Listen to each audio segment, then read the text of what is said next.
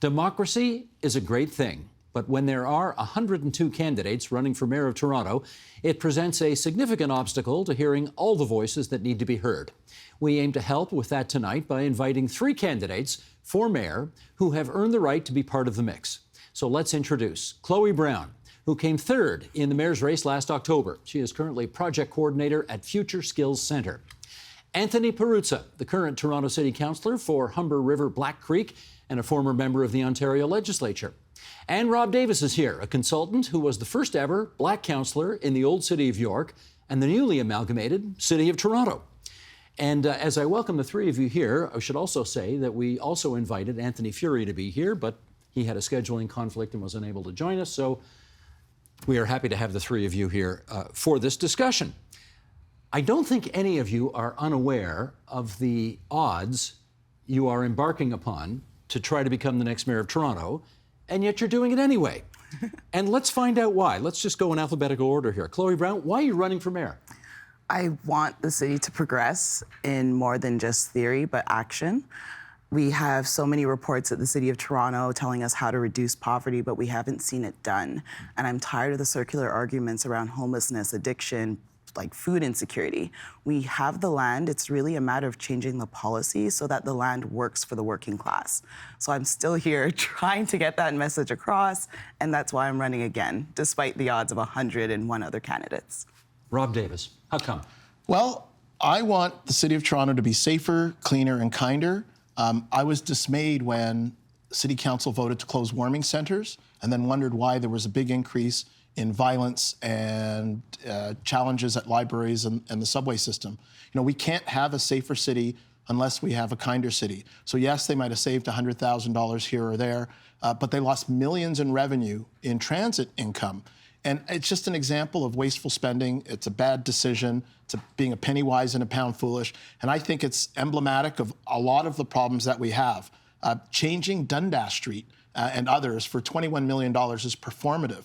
And like most Torontonians, I care more about the person who's sleeping on the street under that sign than I do the name of the street above them. And I think most Torontonians agree. We should dedicate our funds to helping people, providing services, and making the city more affordable. And all I see are performative actions by the City Council. Anthony Perruzza. I think the City of Toronto is facing a very difficult challenge. We have some very, very deep money woes. I think people in the City of Toronto are struggling. Life here is very, very expensive. They can't afford the rent. They're having trouble making ends meet. And I believe the City of Toronto should be working to make things easier for folks, not harder. So I believe that we can do better. I believe that Toronto does better when Torontonians do better. So that's why I'm running. I've been following all of your candidacies, and I know that you are all getting, quote unquote, out there every day and interacting with a lot of people. What are you hearing from people? What do they want you to do? Precisely that. You know, people tell me all the time, look, Anthony, I can't pay my rent. Forget about being able to afford a home or be able to buy a home. People now are struggling being able to put food on the table. So they're having a real difficult time. And I think the conversation at the city and with politicians, it's a conversation about, you know, who's going to run to make it harder for people, who's going to it's about increasing taxes on folks. Every one of the major candidates has said, look, you know, if I get elected, yeah, I'm going to keep taxes under the rate of inflation. In most cases, that's unrealistic, because if you're prepared to do that, that initial salvo, you're not going to be able to keep it to within a reasonable level. And I think that ultimately everyone is going to make life harder for folks. And I think that that's wrong-headed, and I think that there's another way. Rob, what are you hearing from people? They're concerned about safety. They're concerned about congestion. I hear people say this to me all the time. The rent is too damn high, and they know that the leading candidates are talking about spending billions of dollars. And I don't know about you, but in my household, when things aren't affordable, spending more money isn't the way to rein in the cost of living. But do they know that you have no power to freeze rents? Well, actually, we have a power to influence the supply of rental housing accommodation. So in my case, I have a plan that's different than that of, let's say, Olivia Chow, who wants to spend a few $1 billion on housing. I want to spend $1.29 and buy a Bic pen and signed the bylaw that bans Airbnb. When City Council licensed people to turn their rental apartment units into hotels, they took 20,000 rental units off the market. When Airbnb came to Toronto, the vacancy rate was 4.6, 4.7%. It's now under 1.5%. You think there's a connection between the two? There's a direct correlation, and I bet you there's causation. At the end of the day, building 20,000 housing units would take 10 or 20 years. Banning Airbnb will take 20 weeks. And those units will come onto the market, rents will drop, and life will become more affordable for the million tenants who live in Toronto. Chloe, what are you hearing in your travels? I'm hearing that people want to be involved in the processes of government. Right now, we're at a trust crisis in our institutions, in government, our corporations, and people want transparency, accountability, and they also want to be involved in the resource sharing that's happening at all levels of government. I'm hearing that Gen Z, particularly young people, they want to see transformative change, not just incremental that's been promised by Liberal, NDP, and Conservative governments. They want something that will happen in 3 years that's bold. Okay, but I have to ask the follow-up here. Do they understand that the power is at the province and that the city can really only do so much? And even a mayor with strong mayor powers can only do so much. And this is where civic education becomes very important, because what I've been teaching them is that there's only so many elected officials. There's millions of Torontonians. There's millions of Ontarians. By popular demand, they work for us. And if we do not take action in terms of reminding them that they work for us, we will continue to get bad policy. A democracy does not work if the people that it serves are not at the decision table. You know, we've done a debate with, I guess, a half a dozen of the, what would you call it, higher profile candidates who are running for mayor. It's one of the reasons we wanted to have you in here, is that we want to hear from more voices as well. And on the issue of taxes, basically everybody's talking about holding taxes to the rate of inflation. Some of the candidates are going a bit beyond that, but nobody's, promising to triple or quadruple taxes. It's all within a fairly narrow band. Let me find out what you three have in mind. Rob, what would you do on taxes? I would freeze taxes. I think... Not even the rate of inflation? No. So let's... God bless John Tory. He promised to keep tax hikes to the rate of inflation, and almost in every year, he raised taxes above the rate of inflation. And, anyone who's taken high school math knows the power of compounding is such that it's really almost taxed people out of their homes. At the end of the day, you cannot solve an affordability problem by spending more money. You have to make it more affordable for people to live, and that includes the amount of money that they pay in property taxes. Okay. That's a big component of their daily lives. You've got to explain then. The city has $1.5 billion hole already Right. in its financial planning. Right. If you're not going to realize more revenue from raising taxes, Right. what are you going to do about that? Well, I'm going to save $21 million by not changing the name of Dundas Street, Yonge Street, and 58 others. I'm not going to spend $31 million expanding bike lanes. I'm going to ask the federal government to allow us to issue tax-free bonds, which would save us about $250 million over the next 10 years. There are lots of things that we can do that are creative, that allow us to save money, don't impact greatly on services, but can give us the leg room or the wiggle room to be able to get over these economic and financial fiscal challenges. With respect, none of that gets you close to $1.5 billion. Well, I've just started though. I mean, this is with respectfully, Okay. Yeah. being on the outside, and you got to remember, I was a budget chief. I sat on budget committees. I voted for 5 consecutive property tax freezes when I was a City of York councillor and a City of Toronto councillor. It's been done before. The issue is, you have to have the mindset that you're going to look for ways to actually save money rather than expand government. All right. And I think that's the difference between me and the other candidates. Anthony, what would you do on taxes? Yeah, I think one of the reasons why John Tory and his predecessors failed and why we're in the $1.5 billion hole is precisely for that reason, because they were prepared to nickel and dime Torontonians on their property taxes and other measures that never keep pace with the city budget, never are able to do the kinds of things that the City of Toronto and Torontonians want their government to do. So we need to hold firm and fast Torontonians currently pay $2.2 billion in property taxes, which the City of Toronto collects and turns over to the provincial government. The province is well hidden on the property tax bill. It's prescribed in the way that they hide on that bill. We need to make that very, very obvious that they're hiding on our property tax bill. That money, the City of Toronto can no longer collect that $2.2 billion and turn it over to the provincial government. That money needs to stay here to pay for the services that Torontonians want. But he's for talking the city about government. freezing taxes. So are you rate of inflation or what? So I'm talking about not increasing property taxes, but going after the property taxes that Torontonians currently pay, which we turn over to the provincial government. That money needs to stay here in Toronto. And the way you do that is by basically not increasing taxes. So to get back to the point I was making earlier, the reason why Mayor Tory failed is because he did increase taxes. So the provincial government is sitting there and saying, look, if you're prepared to nickel and dime Torontonians and 3%, 4%, 5%, 3% plus 2 for city building, right, which ends up being 5. 7 this year. And 7 this year, the right, 5 plus 2. Which is double the rate of inflation. 4.5 last year, 11% over right, 2 years. Basically, that 7% gets you $270 million. A 5% inflationary pressure to the budget increases the pressure. You need about $800 million to make up that difference. You need a 10% property tax increase, gets you half the way there. And then what do you do for the other half? So it's been that process which has made us and turned us into perpetual beggars, having to go to the provincial and federal governments at the end of that cycle and saying, look, will you please bail us out? Otherwise, we can't pay our bills. And it's been punitive for Torontonians.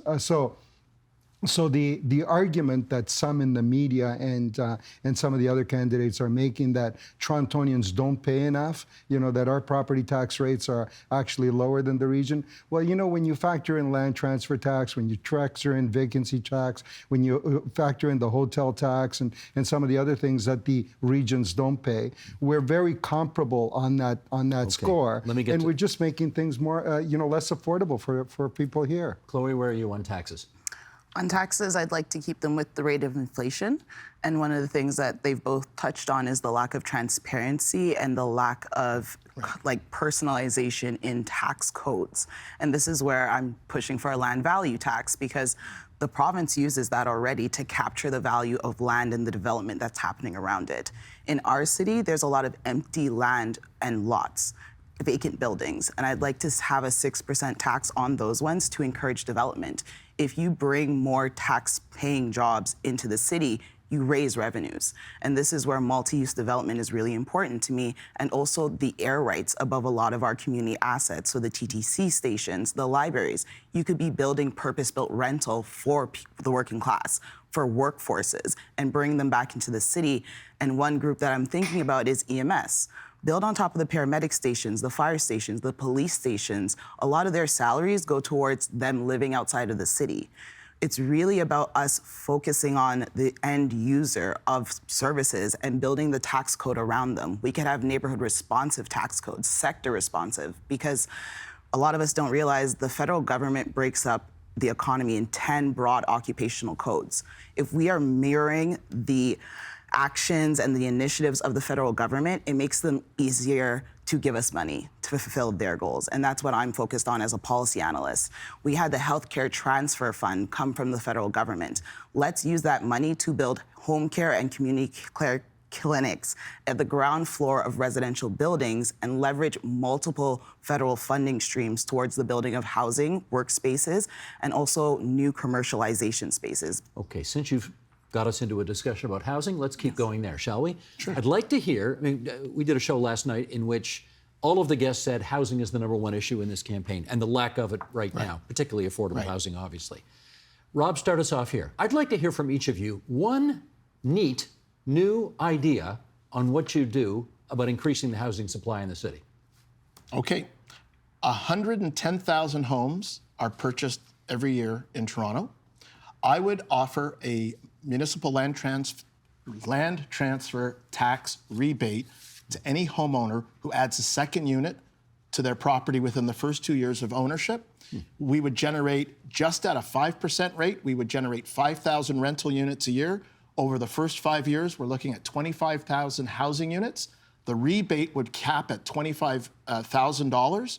And so for $25,000 a unit, not the $300,000 units that Josh Matlow and Olivia Chow want to build, we can provide housing for people in neighborhoods, very gently introduced into communities, not a lot of height, in fact, probably no height, no massive increase in demand for schools, no massive increase in the demand for roads, no massive increase in the demand for sewer or water, so that the pressures on infrastructure are very gentle. Any sense about how much uptake you think this would create? 5%. So 50% of that 110,000 are single-family homes, and so essentially 10% or just under 10% of those people will take us up on the offer. And by saying that you have to do it within the first 2 years, you're incentivizing them to do it quickly. So under my plan, the housing gets built right away. Where I live in Etobicoke on Royal York Road, Humbertown Shopping Plaza, owned by a large development company, Plaza Company, their rezoning application went in 2010.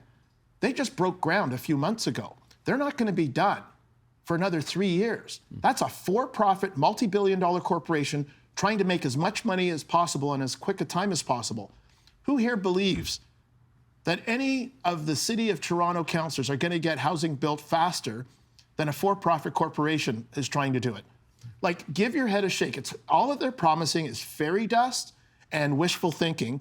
And what's worse is that they're telling Torontonians to give up the hope of home ownership. They're saying, we're going to build Toronto housing. We're going to own it, and you're going to be our tenants. Well, guess what?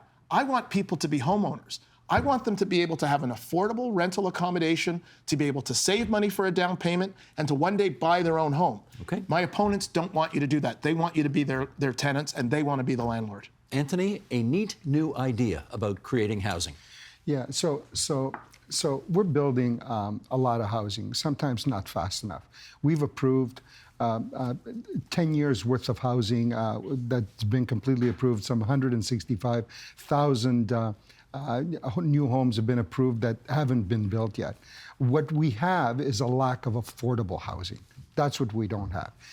And the city, and one of the reasons why the city has failed in building affordable housing is because we've been engaging with developers in these Housing Now programs where we're trying to extract affordable units out of developer profits or ever higher densities. So what would you do? It's failed.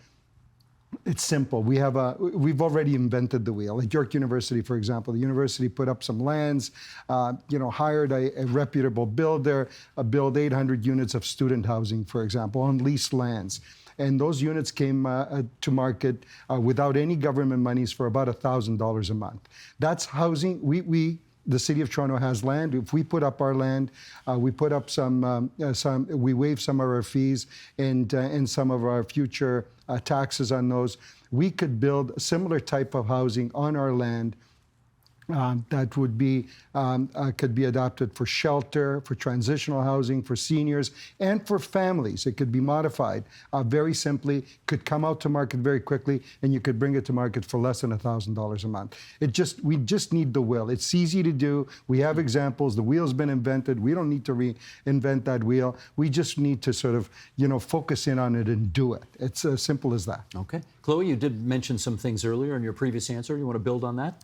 So I want to bring down the cost of building housing to $60,000 per door. And that's really where the main issue is when it comes to housing. You need to set a metric for what affordability is, and it's less than 33% of your income. So making sure that the builders are getting access to the technology that helps them build faster, making sure that permits are approved faster so they can actually get to work to building, and making sure construction workers are supported.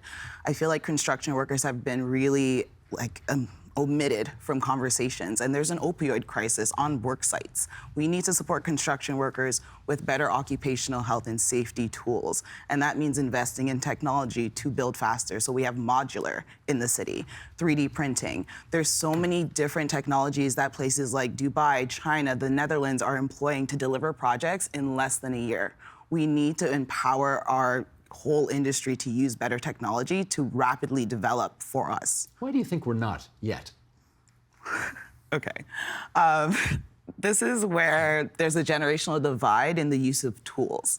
There's this belief that AI is going to replace workers, and AI is only as good as the workforce that builds it. And this is why I'm focused on the working class and helping the workforce secure better living conditions, because if workers are not fed, if they're not properly housed, how can you set these targets and expect them to be done?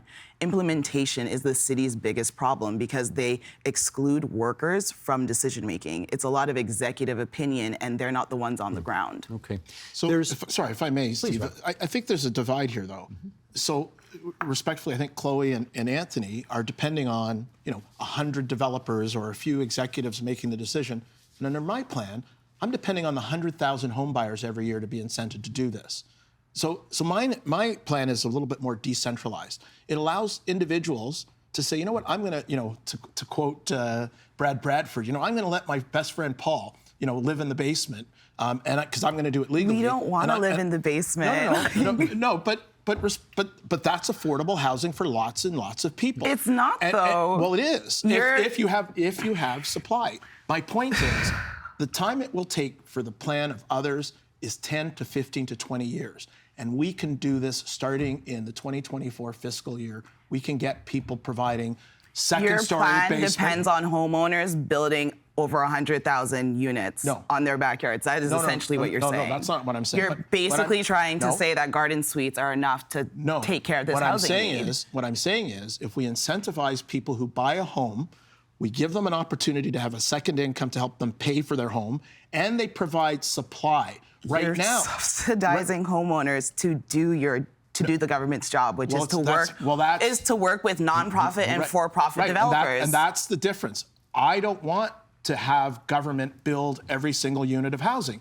I think that if we incentivize people who buy their own home to provide housing, and it could be a basement, it could be a second story, it could be a third story. You two disagree on the role of government here. Yeah, sure. Anthony's going to break the tie here. Yeah. What do you say? I think there's a way forward for us to build lots of affordable housing. It's simple. We just need to do that. And we can't make the formula complicated. We can't go out and engage with the private sector and hope that they're going to provide affordable housing for folks, because they're not. The private sector, with all due respect, and I have a great respect for them, are there to make a profit and to drive prices ever higher. That's what and that's what they do. It's just a default. I agree with that. We want to. One of the reasons we're in this mess is because governments abandoned the building of affordable housing. We abandoned it in the mid-90s. Really haven't put any money or any efforts in building any housing from that time. And we need to get. And what it's demonstrating now is that all these other concocted ideas and the rest of it, the suites, the middle, all these fancy acronyms, inclusionary zonings, and quadruplexes and triplexes and all the rest of it, that may provide some additional housing 20, 30 years down the road. What people need is affordable housing today. They can't afford their housing today. We need to get into it today. Let me, I think we've had a good go on housing here, and I don't want to let the clock get too far away from us here. You all agree we need a lot more housing. I suspect you don't all agree on whether we need more bike lanes. And let's talk about that, because that's one of the more polarizing issues in the city right now. I've seen your videos online. Okay, good. You are not a big fan of bike lanes. No, I'm not. What do you want to do with bike lanes? Well, first of all, let's talk about the example that happened yesterday. The City of Toronto approved the extension of the bike lanes on Bloor Street West from Runnymede to Kipling. I live near there, and the rules or the laws of supply and demand are simple. If you decrease supply and increase demand, the price goes up. And the price that we all pay as commuters is time.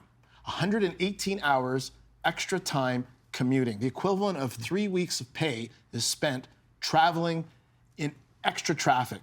And what City Council has done is by taking away a lane, they've decreased the supply of road by 50%, but we're not getting the commensurate pickup in demand by cyclists. The Bloor Street. Well, not yet. Their thinking is that it'll happen if you provide it. Yeah, their thinking is, but it hasn't worked. Look at the Bloor Street pilot project. In 2017, when they put in the Bloor Street pilot from Avenue Road to Shaw Street, staff came back and said, oh my God, there's a 40% increase in cyclists, and sales have risen for shops on Bloor Street. What staff failed to tell City Council was that College Street was under construction that entire summer and closed off to cyclists, and most people weren't shopping on College Street. So for those of you who don't know that part of the city, Bloor Street is north of College. If you live somewhere in between, you weren't going to walk to the construction zone of College Street. You went up to Bloor Street and shopped. If you were riding a bike and commuting on the east-west trail in the city, you went to Bloor Street. So it was a temporary hit, you think? It was a temporary hit, but more importantly, it wasn't a net gain in economic opportunity. Okay. Would you rip existing bike lanes out? I would stop where we are now, and I would review where we are and look at, as an example, response times from emergency services. Toronto Police, the Auditor General came out with a report just 2 months ago.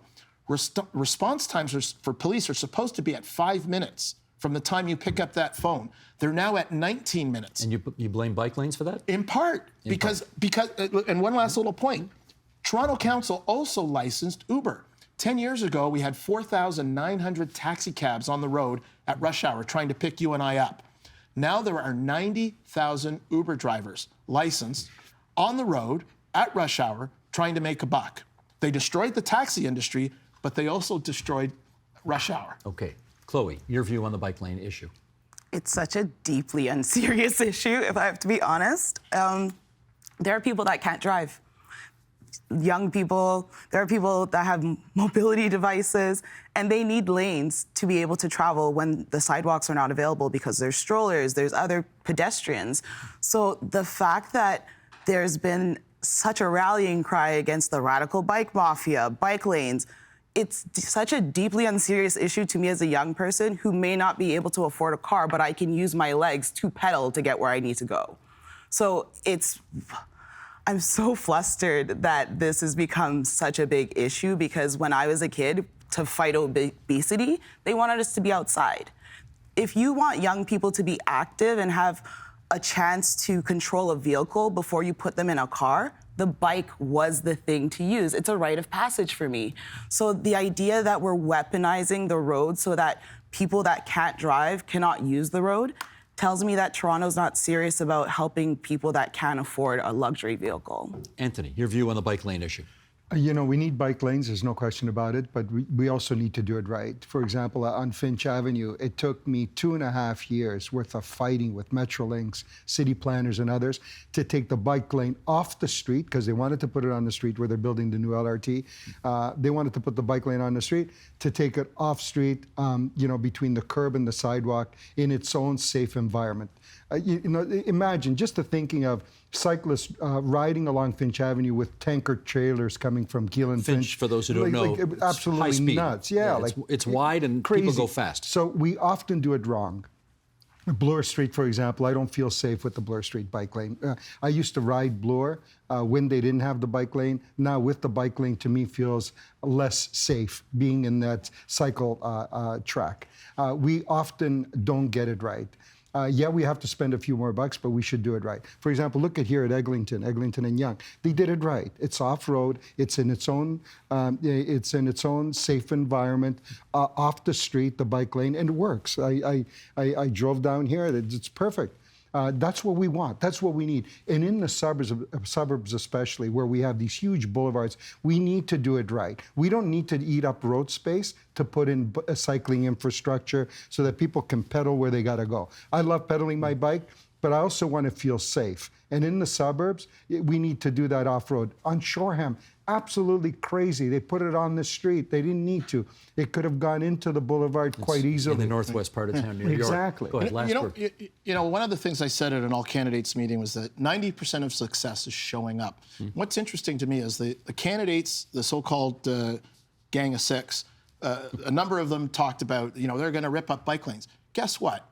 When it came to debating the bike lane expansion at the Infrastructure and Environment Committee, none of them showed up.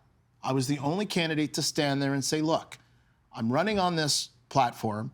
I believe that we need to put a pause on this, and I'm here asking you to put a pause on it. And yet not one of the other candidates who talked about this bothered to show up and make the case. And I think that's really important. It's important to walk the walk, not just talk the talk, or bike the bike, as it were. Speaking of making the case, we got a minute left here, and I want to give 20 seconds to each of you to make a final pitch. Okay, Anthony, go ahead. We'll go in inverse alphabetical order this time. Perfect. I believe the Torontonians are going through a hard time, so Anthony Perruzza will not increase your property taxes, fees, or fares over the next 3 years. I'm here to try to make it easier for you, not harder, because I believe that Toronto does better when Torontonians do better. Rob Davis. Well, my name is Rob Davis. I'm a former city councillor, former vice chairman of the Toronto Transit Commission. I'm going to make sure we make Toronto safer, cleaner, kinder. I'm not going to expand bike lanes. I'm going to put housing back on the market within 20 weeks of being sworn in as mayor. And I'm going to make sure that we treat taxpayers with respect. And I'm the only candidate who's able to stop Chow now. Go to stopchow.com to learn more. Chloe Brown. Sorry, Chloe. You like that one, eh? Stop Chow now? Oh my God, sorry. So, Toronto, my name is Chloe Brown. I'm a policy analyst at Toronto Metropolitan University, where I am learning so much about how we can make a better Toronto. And I'm here to fight for the working class, make sure that we move past theory and go into action, because we have one of the most talented cities in the world that's being underutilized. I'm here to fight for your rights, make policy better so that it serves the public, and you can vote for me on June 26th. Thank you. I love it, the way you all three stayed to time. Thank you for the wide shot there, Mr. Director. Sheldon, let's just say thank you to Chloe Brown and Rob Davis and Anthony Perruzza for coming into TVO tonight and having this very civilized discussion. We appreciate it. Thank you. Thank you. Thank you. The Agenda with Steve Paikin is made possible through generous philanthropic contributions from viewers like you. Thank you for supporting TVO's journalism.